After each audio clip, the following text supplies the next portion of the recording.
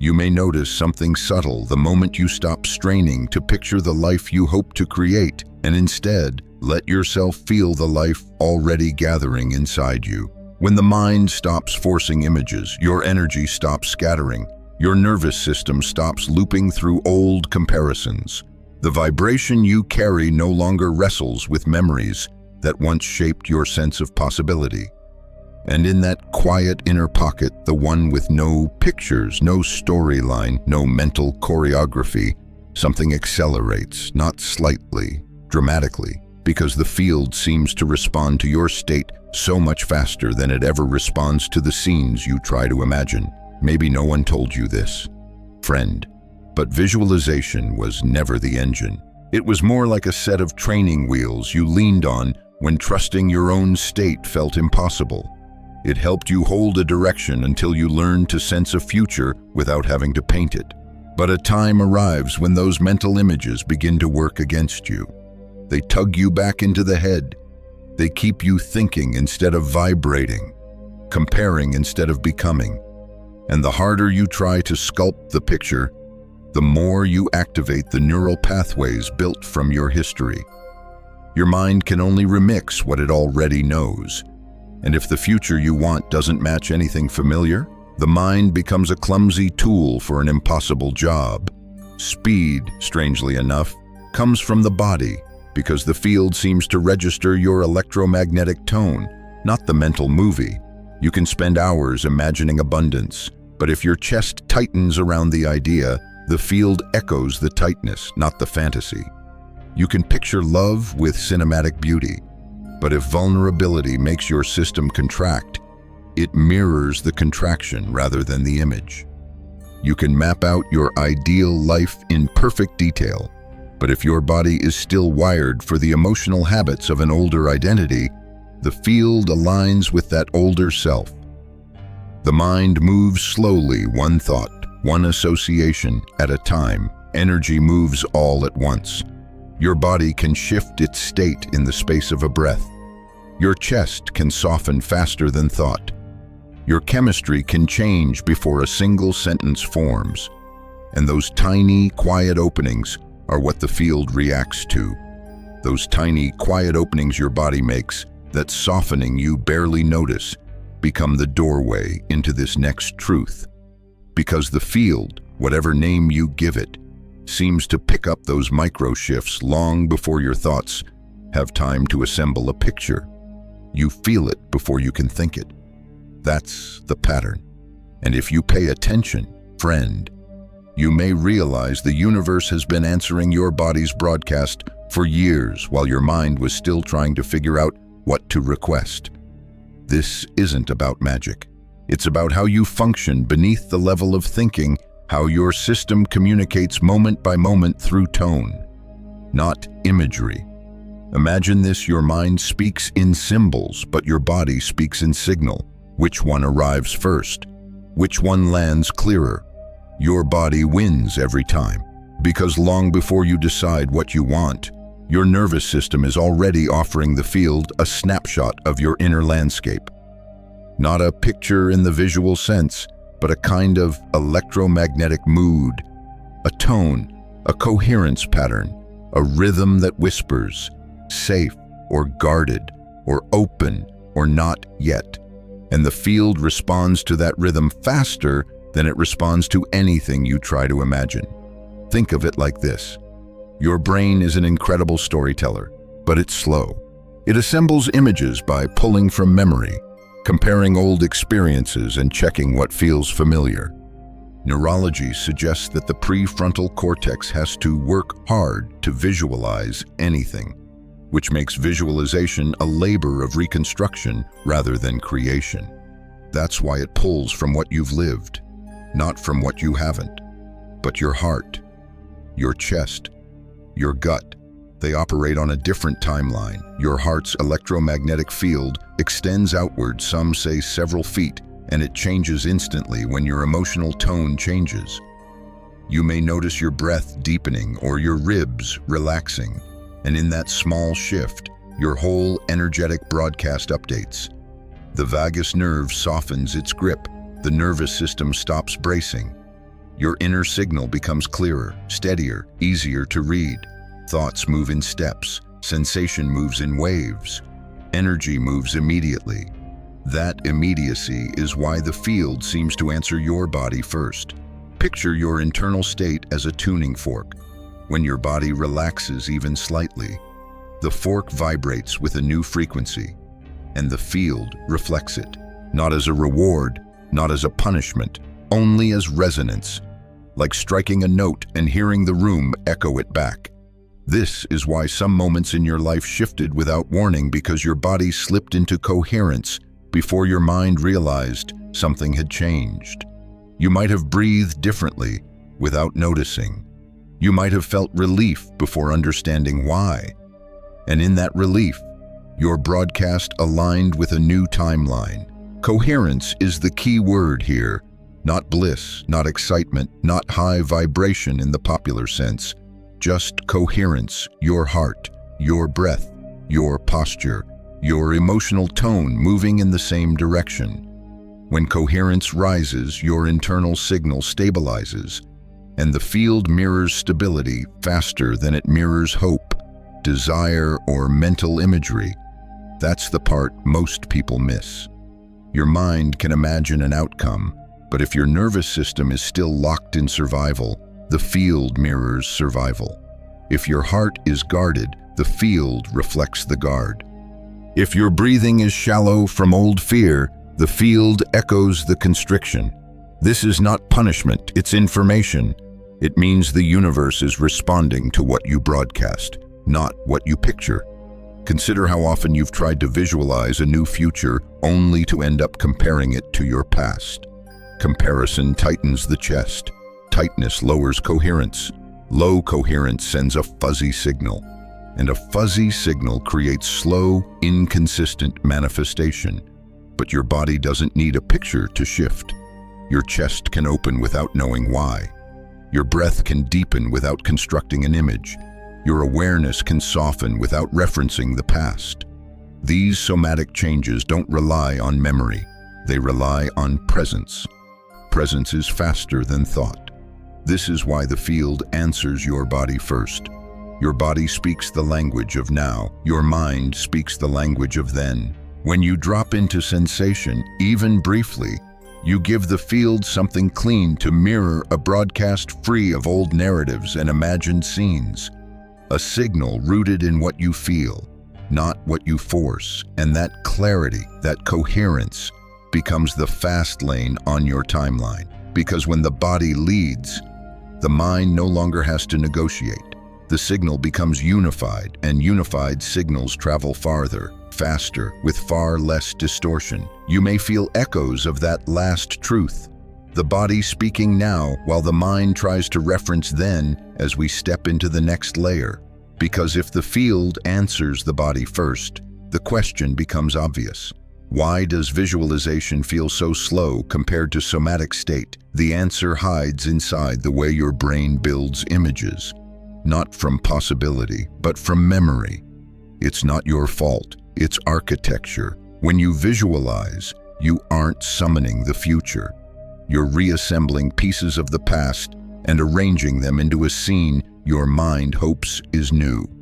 But the brain can only draw from what it already knows, and this is where the trap quietly tightens. The imagined picture becomes a collage of old environments, old emotional textures, old familiarity. The very act of visualizing activates the same neural pathways built from previous experiences. So your future, without your awareness, starts wearing the clothes of your history. That's why the future you want often feels distant, mismatched, or strangely limited when you try to imagine it. The brain is trying to protect you. It wants consistency. It wants predictability. It wants to recreate what it can understand. But the future you're reaching for doesn't live in your memory. It lives in your frequency. Imagine your mind as a librarian. It keeps immaculate records of everything you've lived, but it can't file what hasn't happened yet. So when you ask it to picture a life you've never known, it panics a little. It grabs familiar folders, old relationships, old emotions, old expectations, old wounds. It mixes them together and hands you an image made of recycled parts, calling it the future. This is why visualization sometimes feels flat or forced. It's because your brain is working with outdated materials. Meanwhile, the body isn't limited that way. The chest can open to a feeling you've never had before. The solar plexus can relax into a new signature without needing a reference. The diaphragm can drop into safety, even if safety is unfamiliar. The body can sense resonance long before the mind can describe it. This is the great paradox. Your body can experience a future your mind cannot imagine. Now consider what happens when you visualize intensely. The more vivid the imagery, the harder the brain works, pulling data from the past, stitching scenes, checking for potential threats, inconsistencies, or emotional contradictions. That internal check-in activates the very patterns you're trying to outgrow. A future built from old emotional code cannot transmit a clean signal, and the field mirrors the code, not the picture. Think of it like two musical instruments trying to play together. The mind plays a melody constructed entirely from past notes. The body plays a tone that wants to emerge from the present. When the two clash, you don't get harmony, you get static. You may feel it as doubt, impatience, or that strange heaviness that shows up right when you try to think positive. Static is not failure. Static is information. It tells you your mind is trying to lead a job the body was built for.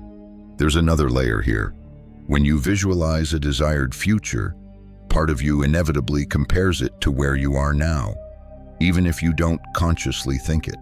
The nervous system feels the gap, and the gap often tightens the body. A small contraction in the chest, a subtle brace in the ribs, a clenched breath. These aren't dramatic reactions, they're micro movements, but they shift your broadcast. The field doesn't care what image you're holding, it cares what state you're transmitting. Comparison activates lack. Lack broadcasts static. Static slows manifestation. This is why people feel stuck when they rely on visualization alone. They're pulling from the past to reach for the future, and the field can only respond to the emotional signal being emitted right now. But here's the truth. You may have sensed without words, you don't need a mental picture to move toward a new timeline. You need a signal clean enough for the field to mirror. And that signal isn't created by imagination, it's created by coherence. So the trap of mental imagery isn't that it's wrong. It's simply slow. It loops you through remembered feelings and familiar emotional habits, keeping you anchored to what you've lived instead of what you're becoming. And becoming is a somatic act, not a visual one. You can feel the shape of this next insight rising from the last one, the way becoming happens through the body, not through the scene the mind tries to construct. And once you recognize that, something else becomes clear. Your body isn't just reacting to your life, it's broadcasting into it. It's the tuning fork sending a tone into the field, a tone the universe reflects with startling precision. This is where things start moving faster, because the moment you understand your body as an instrument, an actual energetic transmitter, rather than a passive vessel, you stop trying to manifest through thought and start tuning your inner frequency directly. And the tuning fork metaphor becomes more than a metaphor. It becomes a map. Imagine your chest as the core of that instrument, not the poetic heart, but the literal center of your electromagnetic power. When you soften the tissue around your sternum, even a little, it's like plucking a string. The entire resonance changes. When your diaphragm relaxes, the note stabilizes. When your ribs expand with a deeper breath, the tone becomes clearer. You've felt this before without naming it, a moment of genuine relief, a breath that suddenly feels easier, a sense of opening that arrives for no logical reason. Those are shifts in your broadcast. Consider this: every emotion you've ever had has a physical signature. tightness, warmth, contraction, expansion, heaviness, lightness, a buzzing in the chest, a settling in the belly. These sensations aren't side effects of emotion. They are the emotion. They are the shape your body takes when your inner world speaks, and the field responds to these shapes more quickly than anything you visualize. Think of the field like a room sensitive to vibration. When your body tightens, the room echoes tension. When you soften, the room reflects softness. When you breathe freely, the room amplifies that openness. You don't force the room to respond. You simply vibrate, and the room answers. This is why somatic shifts collapse timelines faster than mental imagery.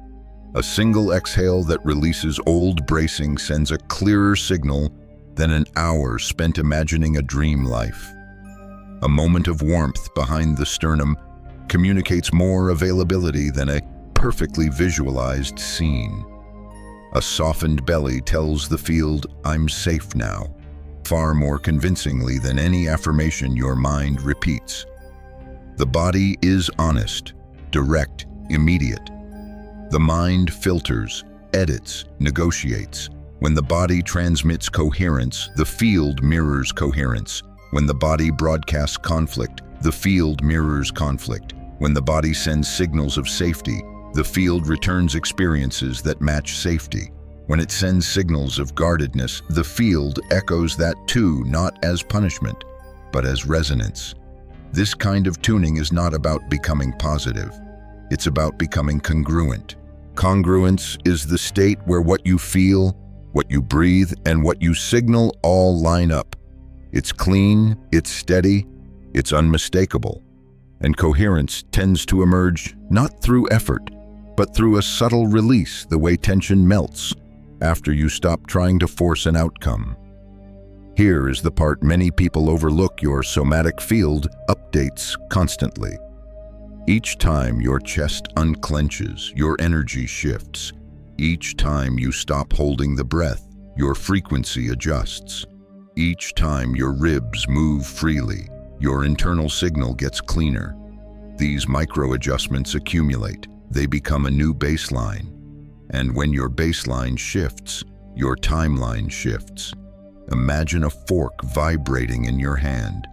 If you tap it with the mind through images, plans, scripts, you get a shallow vibration. But if the fork vibrates from within through breath, through presence, through openness, the note becomes rich, full, resonant. It spreads through your entire system and beyond it. This is what happens when the body leads manifestation. The resonance moves through you with consistency. It stabilizes the emotional patterns that once pulled you backward. It dissolves the static created by mental over-effort, and it allows the future you're aligned with to materialize not through force, but through coherence. This is why people have sudden breakthroughs they didn't visualize. Their somatic field updated before their thoughts caught up. Their energy reached the frequency of a new timeline, even when their mind was still trying to understand what they wanted. When you embody the shift, the field doesn't wait, it reflects. So if you've ever wondered why things move faster when you stop trying so hard, this is why. The manifestation mechanism isn't driven by mental movies. It's driven by the tone your body emits. And when that tone stabilizes, timelines collapse into form with surprising speed. That clarity about resonance, the way your body becomes the tuning fork, naturally leads into the next revelation. If the body is broadcasting the signal, then anything that disrupts that broadcast slows everything down. And this is where static enters the picture, not the kind you hear through speakers, but the kind you feel as hesitation, mixed motives, emotional cross-currents, and unspoken fear. Static is the friction between what you want and what your body is still guarding against. You've felt it before. You picture a new reality, but part of you is still braced for the old one. You try to imagine abundance, but your solar plexus tightens with the memory of scarcity. You visualize love, but your chest subtly shields itself, because vulnerability once hurt. You map out a dream life, but your breath stays shallow, as if preparing to defend against disappointment. That tension isn't random, it's communication. Your mind pushes forward, your body pulls backward.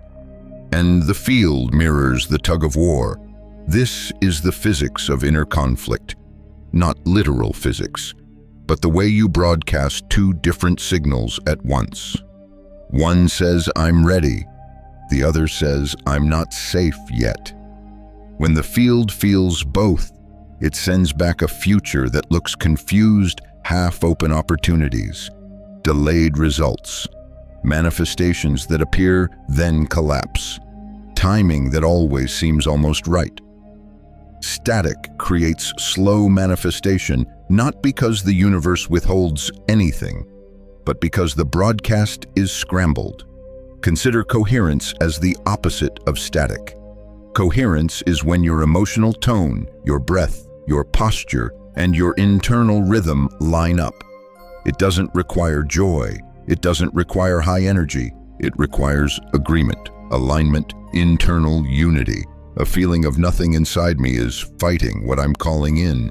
Static is the breakdown of that unity. Think of it this way: your nervous system is always scanning for threats, even subtle ones. When you visualize a future that feels unfamiliar, the body doesn't see the image, it sees the emotional risk behind it. If the risk feels too high, your system contracts, and contraction distorts your signal. It's not wrong, it's protective, but it slows everything down. Static forms from three main patterns. First, emotional residue.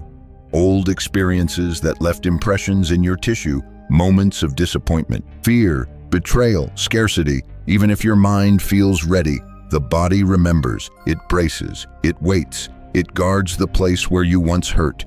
This guarding creates a signal of hesitation. Second, identity conflict. Part of you wants the future. Part of you still identifies with the version of you who lived in the past.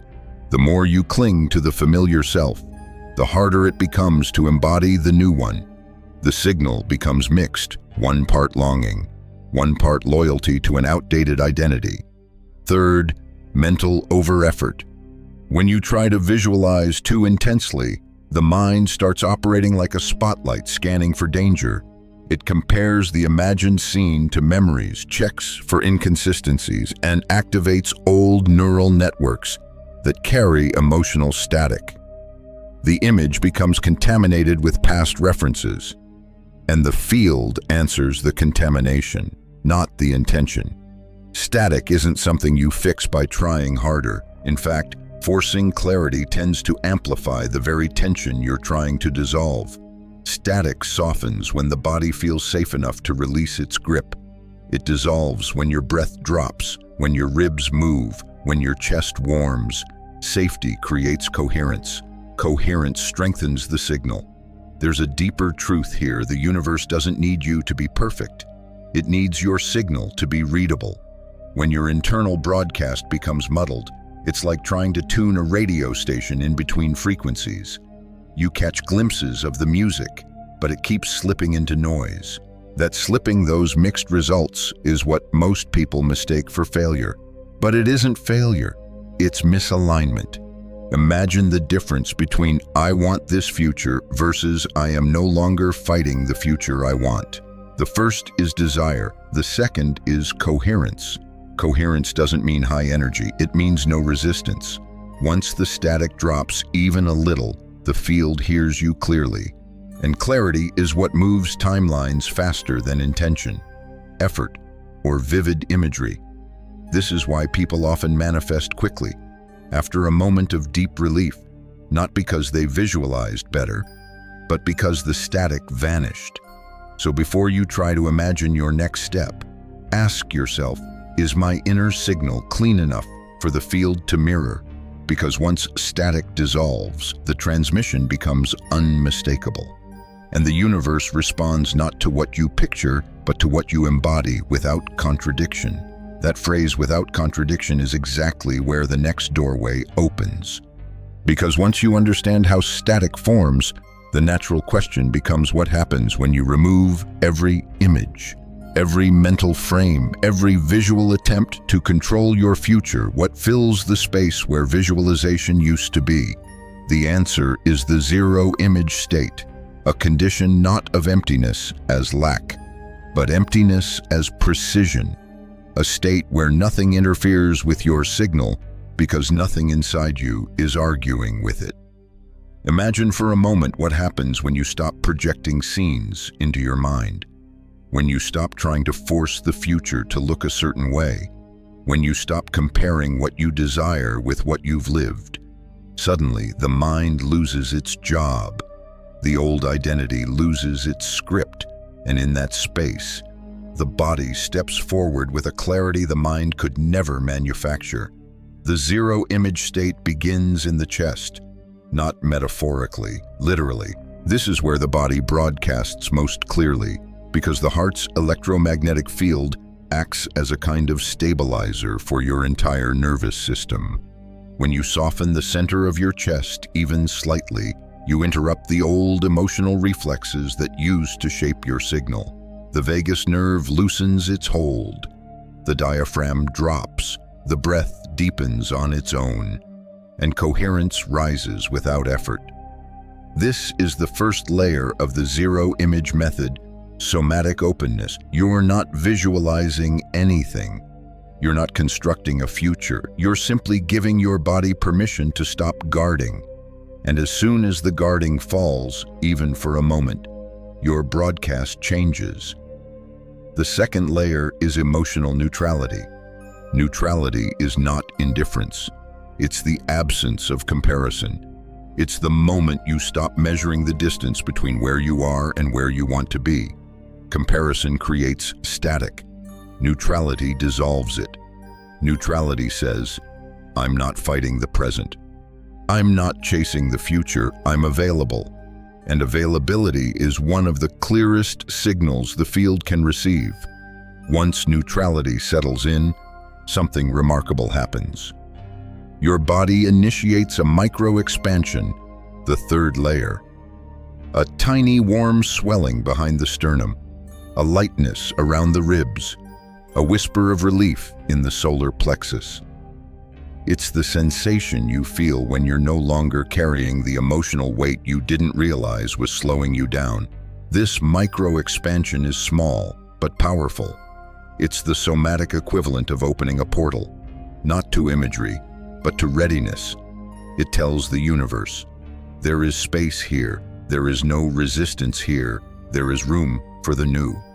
From here, the fourth layer emerges almost on its own temporal disorientation. Without images of the future or memories of the past, your nervous system loses its usual markers of time. It stops predicting. It stops bracing. It stops scanning for danger based on what happened before. You enter the present moment in its rawest form, and open now, free from storyline. In this timelessness, resistance has nothing to hold on to. And when resistance falls, vibration rises. This is the moment the zero-image state becomes powerful, when you're no longer tethered to the emotional habits of who you used to be. The absence of imagery isn't a void, it's clarity. The body isn't confused, it's coherent. Your energy isn't waiting, it's broadcasting. And this leads into the fifth layer, identity resonance. Identity resonance is not about imagining the future you, it's about feeling the emotional tone of a version of yourself who already lives in the timeline you're calling in without needing to picture a thing. When you stop forcing images, the emotional signature of that version rises naturally. You feel a steadiness where there used to be doubt. You feel spaciousness where there used to be effort. You feel readiness instead of longing.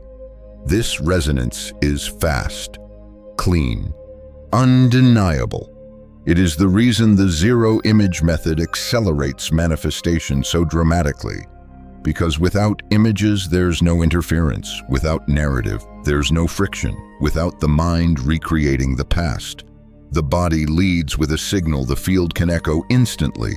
Zero image does not mean zero intention, it means zero distortion. And when distortion disappears, the timeline that matches your resonance emerges with a speed that feels impossible until you feel your body initiating it from the inside out. That rising resonance, the one that emerges when imagery falls away naturally, carries us toward the next threshold.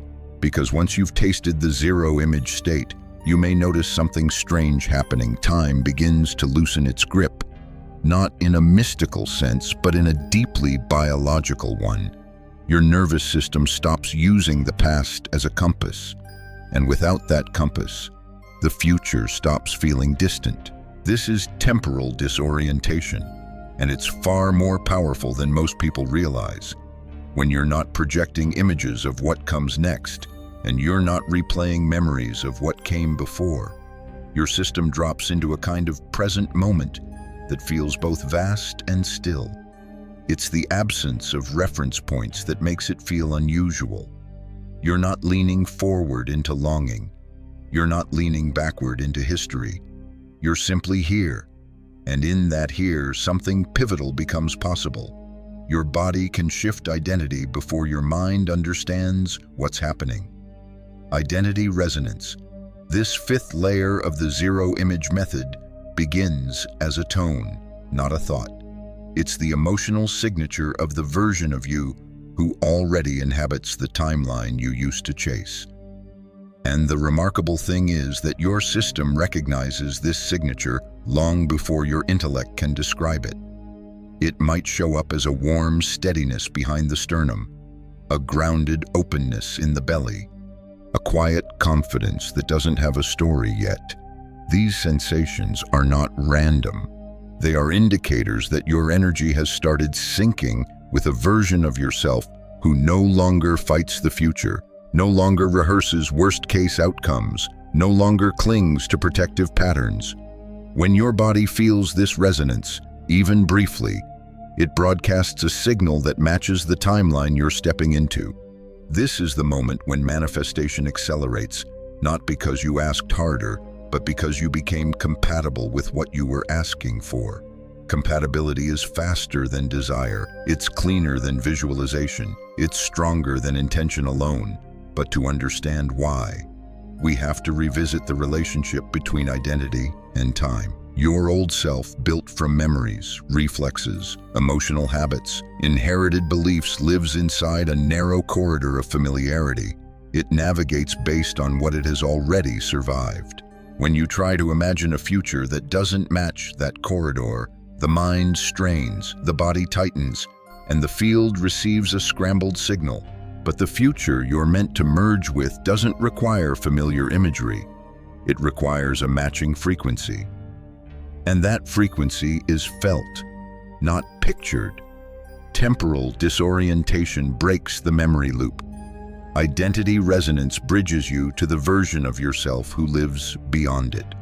Think of it like tuning into a radio station that has always existed, but you were too busy adjusting the dial to hear the song clearly.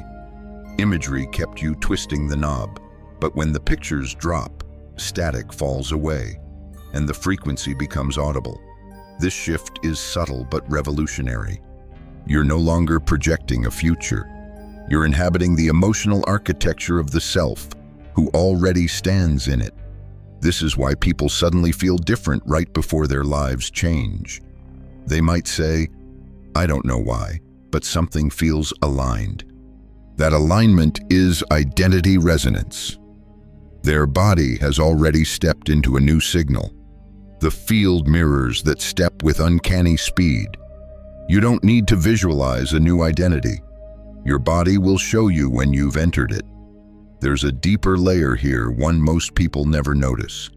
When identity shifts, your sense of time shifts with it. The future stops feeling like something you approach and starts feeling like something you're synchronizing with. You're not waiting for it, you're matching it. In that matching, resistance dissolves. In that dissolving, coherence rises. And in coherence, the field responds instantly. Identity resonance is the moment your system broadcasts one unified signal, no fragmentation, no contradiction, no leftover static from the past. It's the clean tone the field can mirror without hesitation. And once your identity stabilizes, even briefly, the timeline aligned with that identity begins to collapse toward you. Not someday, not eventually, but now, because the future responds to resonance, not imagery. This is why the zero-image state is so potent.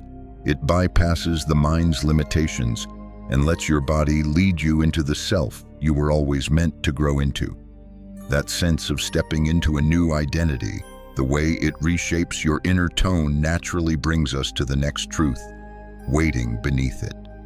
If identity resonance is the emotional signature that aligns you with a new timeline, then there is a deeper question you eventually face. What does the universe actually respond to? Desire or readiness? Most people assume manifestation is about wanting something strongly enough, picturing it clearly enough, or holding intention long enough. But if you look closely at the moments when life truly accelerated for you, you'll notice something different. The breakthroughs arrived not in the moments of longing, but in the moments of soft availability, when desire quieted and your system settled into openness. Readiness carries a different signal than desire. Desire says, I want. Readiness says, I'm available. And availability is the closest thing to a universal language your body ever speaks. Think of the field as an environment tuned to resonance, not request. When you're in desire, your system vibrates with the emotional gap between you and the thing you imagine. Desire contains tension, it contains distance, it contains effort. And effort often compresses the chest, tightens the breath, or activates the old protective patterns that kept you safe in past timelines. Those micro-contractions broadcast static, but readiness is soft. Readiness is open. Readiness is coherent. It doesn't strain toward the future. It doesn't cling to the past. It doesn't demand images or certainty. It simply signals, I'm no longer fighting what wants to arrive. And that lack of resistance is what the field responds to faster than any visualization technique. Here's the quiet secret of manifestation most people never hear. The universe moves quickest when your body stops guarding. Think about moments when something arrived in your life before you had time to imagine it an opportunity. A conversation, a shift in direction. You didn't visualize it into existence. You fell into readiness without noticing. A tension dropped, a breath deepened, a weight lifted. And the field registered that softening as permission. Permission is faster than intention. This is why affirmations sometimes feel hollow. The words say, I am ready, but the body says, not yet. And the field mirrors the body every time. It feels the contraction behind the sentence, the bracing under the surface, the subtle emotional residue that hasn't released. The body speaks truth louder than language. There's a reason heart-brain coherence studies suggest that when the heart enters a regulated state, the brain follows, not the other way around. When the chest opens, the mind quiets. When the breath deepens, thought slows. When the nervous system senses safety, the future stops feeling like a threat. Safety broadcasts a clean signal. Clean signals collapse timelines. Readiness is not excitement. It's not high vibration. It's not visualizing perfect outcomes. Readiness is the simple state where your system is no longer resisting possibility. Imagine your spine settling into alignment. Imagine your diaphragm releasing its old grip. Imagine your chest warming with quiet spaciousness. You don't need to force the feeling. You don't need to see the future. You only need to stop bracing against it. This shift is subtle, but it's the hinge on which rapid manifestation turns. Because when desire leads, the timeline stays in the distance. When readiness leads, the timeline moves toward you. There's a kind of elegance to this. You don't chase the future. You become compatible with it. You don't push your intention outward. You let your nervous system shift inward. And in that shift, the field senses your availability and responds with speed that seems illogical but feels unmistakably right. Readiness is the moment the universe doesn't have to guess what you want anymore. Your state communicates everything. And here's the part that changes everything. You can cultivate readiness without imagery. In fact, imagery often gets in the way. Readiness arises from alignment, from neutrality, from coherence, from the absence of internal conflict. It is a somatic event, not a mental one. When you relax the emotional armor, when you breathe into the places that have been holding old timelines, when you allow spaciousness to replace striving, your broadcast becomes unmistakable. You're not signaling desire. You're signaling availability. And availability is the fastest path the universe understands. That shift into availability, the way your system whispers, "I'm open now," leads naturally into the next layer, because once the body stops resisting, something else becomes possible. You can finally stabilize the signal, not as a one-time event, but as a daily way of living. And this is where the zero-image method becomes practical, grounded, repeatable, not mystical talent, not emotional luck, a lived rhythm. Because if readiness is the language the universe understands, then coherence is the accent that makes that language unmistakable. And coherence is something you can cultivate, not through imagination, through sensation. Picture your daily life not as a series of tasks, but as an ongoing broadcast. Every breath, every posture, every emotional shift sends a tone into the field. You don't need perfection. You need consistency. You need the signal to remain readable more often than it gets scrambled. That's what moves timelines faster. The question becomes, how do you live as a clean channel? The first doorway is breath not deep. Dramatic breath, but soft, unfocused breathing. When your breath drops lower into the body, the nervous system receives the message, we're safe. And safety is the foundation of coherence. Without safety, the body braces. When the body braces, the signal distorts. When the signal distorts, manifestation slows. One gentle inhale that lands in the belly can do more for your timeline than 5 minutes of forced visualization. Then comes posture, not as an aesthetic choice, but as an energetic one. Notice what happens when your shoulders settle instead of hover, when your sternum relaxes instead of guarding, when your spine lengthens without tension. These shifts aren't about confidence, they're about broadcasting safety. A safe body sends a stable tone. A stable tone collapses probability faster. Small somatic adjustments are not small signals. The field hears them instantly. Next is emotional presence, not emotional positivity. Presence is the ability to feel what arises without tightening around it. When sadness appears, you let the chest stay soft. When uncertainty comes, you allow the belly to breathe. When desire stirs, you avoid clenching around it. In these micro moments, you stop creating static. You stop fighting your own signal. Presence is not passivity, it's inner alignment. Then there's the practice of unhooking from imagery. Instead of asking, what should my future look like, you ask, what state am I broadcasting? Imagery often pulls you back into memory. State anchors you in now. And now is the only moment the field can mirror. Try this throughout your day. Whenever you feel yourself slipping into mental pictures, gently shift into sensation, noticing, softening, feeling. A warm chest, a loose jaw, a breath that doesn't rush. This is zero image in motion. Another practice is somatic honesty. You don't pretend the body feels open when it doesn't. You greet the contraction. You meet it with breath, not force. Contraction isn't failure, it's a request for attention. When you honor it, it relaxes. When it relaxes, coherence rises. When coherence rises, alignment strengthens. The field responds to honesty faster than it responds to forced positivity. And finally, there's ritual, a small, repeatable pattern your body learns to associate with coherence. It could be placing a hand on your chest for 3 breaths. It could be relaxing the diaphragm before a decision. It could be allowing your shoulders to drop whenever old narratives appear. Ritual trains the body to return to openness with increasing ease. These rituals are not about manifesting techniques. They are about stabilizing your identity. When the body repeatedly shifts into coherence, it begins operating as the version of you who lives in the timeline you want.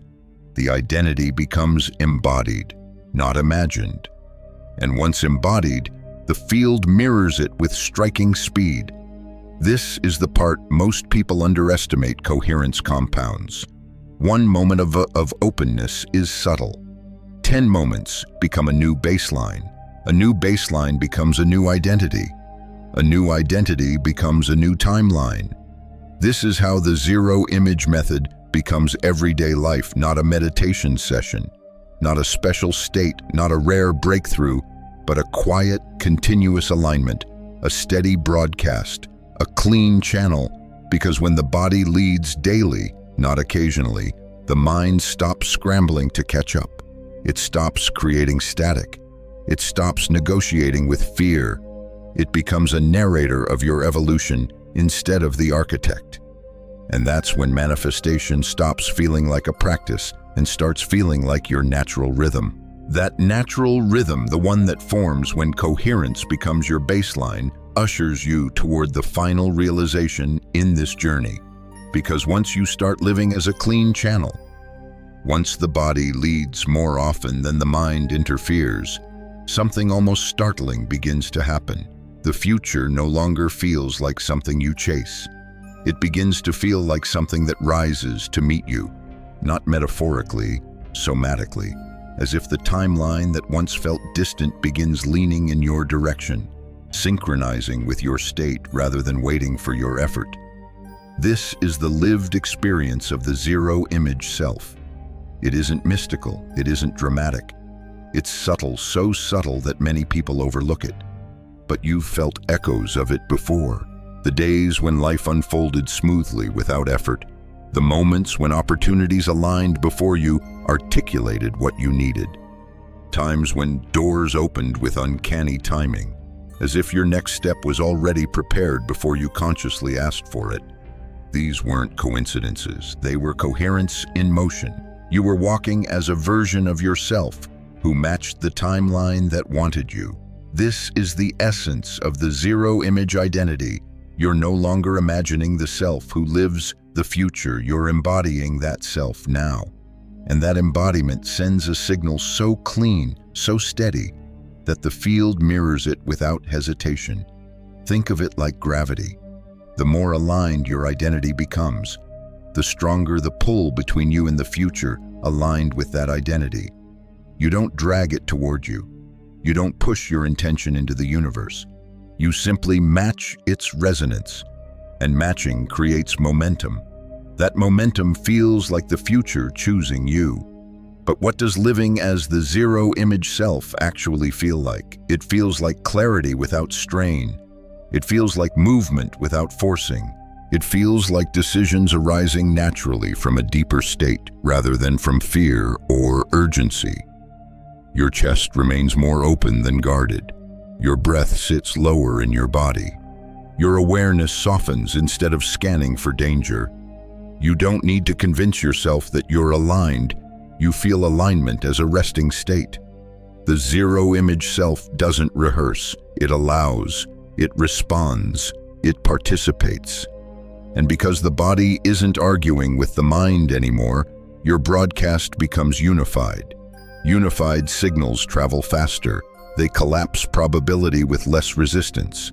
They draw experiences into your orbit with a speed that makes visual techniques seem slow in comparison. This is where life begins to take on a new texture. You might notice conversations flowing in directions that match your emerging identity. You might stumble onto people who reflect the version of you you're becoming. You might feel guided toward actions without needing to analyze them. These aren't random. They're resonant. When the body holds coherence, the external world reorganizes around it. This is why the zero-image method feels effortless when it's embodied, because effort belongs to the mind trying to compensate for an incoherent state. But when your inner world is aligned, effort becomes unnecessary.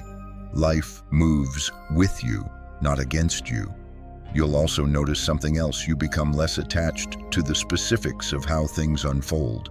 The zero-image self isn't interested in micromanaging the timeline. It doesn't cling to how because it trusts the feeling of alignment more than the picture of the result. And that trust broadcasts its own clarity. When you walk without bracing against the future, the field interprets that as readiness. When you walk without dragging memories into new choices, the field interprets that as openness. When you walk without imagery, the field receives your tone without distortion, and tone is faster than thought. This is where the method becomes transformative. You stop living in reaction to the past. You stop shaping your future through imagination alone. You start living through the body's intuitive coherence, the signal that tells the universe everything it needs to know. You no longer need to see the path. You sense it. You no longer need to picture the future. You resonate with it. This is the moment the future chooses you, not because you forced it into form, but because you matched what it needed from the inside out. That is the zero-image self. Not a dreamer, not a visualizer, a transmitter. A being whose coherence invites the timeline into reality with precision, clarity, and speed. That image of the transmitter, the self, who no longer strains toward a future, but allows the future to rise toward them, creates a soft echo carrying us into this final moment together. Because once the timeline starts responding to your coherence, something in you understands you don't need to push anymore. You don't need to chase. You don't need to convince yourself that alignment is happening. You can feel it quietly working beneath your ribs, guiding each breath into a steadier rhythm. And from here, the work becomes gentler. You're not trying to force identity resonance. You're not tracking whether your energy is high or low. You're simply noticing where the body opens and where it still guards. Noticing where breath flows easily and where it catches. Noticing the subtle emotional weather patterns that arise without demanding a story. This is how coherence stabilizes, not through effort, but through honesty. And if you listen closely, you may feel a truth settling somewhere behind the sternum. The universe isn't measuring your worthiness. It's listening to your tone. The field doesn't need a perfect signal. It just needs a readable one. And readability comes from small shifts, practiced consistently, not from grand rituals or flawless techniques. You might try a simple invitation each day, a breath that softens the belly, a moment where the chest feels just a little less guarded, a quiet returning to the body when the mind starts writing anxious scripts. These tiny adjustments add up. They reshape identity from the inside out. Because timeline shifts aren't loud, they're precise. And if you've followed this journey, friend, you're already closer to the zero-image state than you realize. Not because of anything you visualized, but because of what you released: old tension, old imagery, old narratives that kept you bracing against possibility. So as you step back into your life after this transmission, you don't need to try to manifest differently. You only need to feel what's already shifting. You only need to soften toward the version of you the future has been waiting to meet. Let coherence do the rest. Let your body lead the timeline home.